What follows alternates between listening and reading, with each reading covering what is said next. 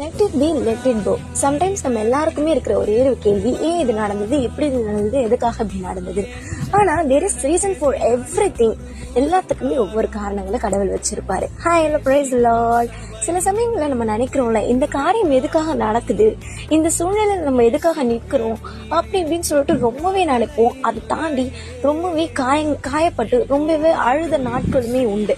ஆனா இன்னைக்கு ஆண்டவருடைய வசனம் உங்களை பார்த்து சொல்லுது, எரேமியா 30:17 நான் உன் காயங்களை ஆற்றுவேன்னு சொல்லிட்டு.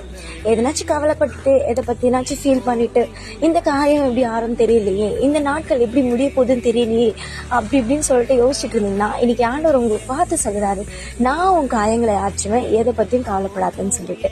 ஸோ தெரிஞ்சுக்கோங்க, புரிஞ்சுக்கோங்க, ஆண்டவரை பிடிச்சுக்கோங்க. பாய் பாய். நீங்க போதும், நீங்க போதும், நீங்க போதும் எனக்கு.